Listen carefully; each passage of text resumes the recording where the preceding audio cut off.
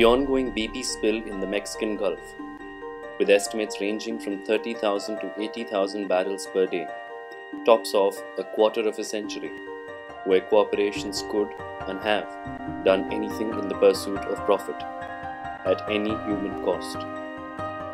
But how have large corporations across the world, time and again, even after flouting almost every possible norm, been able to escape the judiciary, their governments, or law enforcing agency almost unscathed the world over?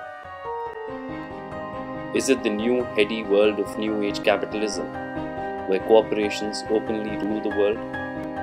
Are we back to where nation states, the governments and the judiciary are all working for the corporations? Is this what the last 25 years have ushered in, courtesy Ronald Reagan in the United States and Margaret Thatcher in UK? The last 25 years have seen a rise of corporate power that we have perhaps only seen in the days of the East India Company. They loot the public exchequer, the recent trillion-dollar bailouts of banks. They loot public lands, the Billari mine owners and Vedanta. They spill oil and release toxic gases. BP in the Gulf of Mexico, Shell in Nigeria, and Union Carbide in Bhopal. All they get is either a pat on the back or a rap on the knuckles. What about the regulators, who are supposed to protect the people and the environment? In the new age capitalism that we are seeing, regulators have been converted to the wise men who see, speak, or hear no evil. The corporations are best to police themselves. This is the mantra of neoliberal economics that dominates the world. You get up on your little 21-inch screen and howl about America and democracy. There is no America. There is no democracy. There is only IBM and ITT and AT&T and DuPont, Dow, Union Carbide, and Exxon. Those are the nations of the world today. The world is a business.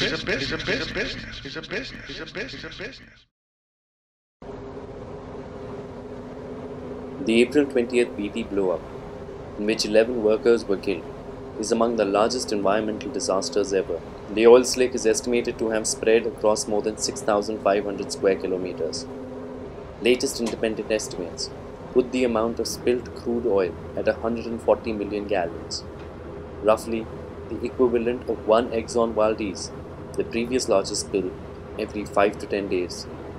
The fishing and tourism industry, along with Florida-Louisiana coast, has shut down, affecting thousands of families. Estimated loss is already $5.5 billion.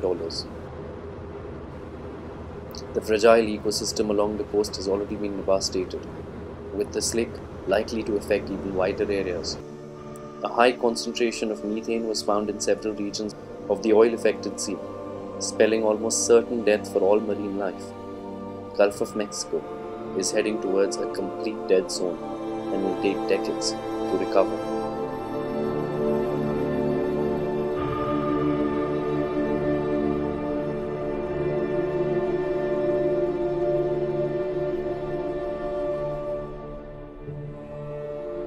But who is responsible for this mess? The story behind the leak and what led to it is possibly as murky as its consequences. Post the 1989 Exxon Valdez spill, the US Congress under Reagan passed a law limiting liability to only $75 million. This is less than the BP's daily profit of $93 million. Subsequently, under the Bush regulatory body, the Mineral Management Service was gutted and handed over to big oil and other mining interests. Investigations reveal that oil company officials used to fill out inspection reports in pencil so that MMS officials could simply trace over the writing with a pen and file them. In 2008, reports made out by the Inspector General Interior Department had implicated a dozen MMS officials for unethical and criminal conduct in discharge of their duties. They were having cocaine and porn parties in the offices, were supplied with gifts, money, free junkets, and even provided escort services, all courtesy Big Oil. The result? Safety was left to the oil companies to themselves.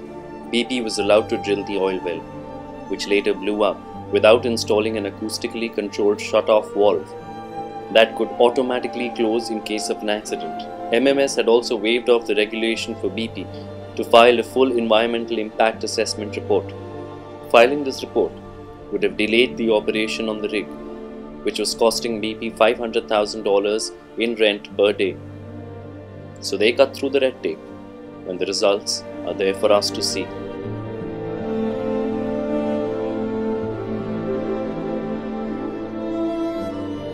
If BP has to do business in Norway, they have to use the switch. When they do it in the U.S., they don't have to use it. It happened because of this. During the Bush deregulation years, you had the Mineral Management Service that told companies like BP that, gee whiz, we have a new policy. It's the closed-door Dick Cheney policy. That Dick Cheney program allowed the industry to bypass safe systems like the acoustic switch.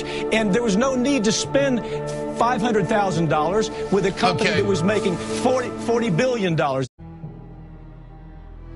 Cooper, try this marmalade. It's like a bloody orgasm in my mouth. There's been an oil spill, sir. A bad one. At our rig in the Gulf of Mexico. I'm hated. Our company has lost billions. I can't even afford expensive marmalade, Cooper. I have to buy that American nacho cheese crap. And also the devastation we've caused to the ecosystem? Shut up, Cooper. Now what, sir? You know, maybe we stop caring about money for once. Maybe we take every cent out of this company and try to help the fishermen, the poor people suffering. Maybe we fix this, Cooper. Oh, sir, really? Cooper, you're so stupid. It's fucking oil, man. They'll need us again. Until then, whatever.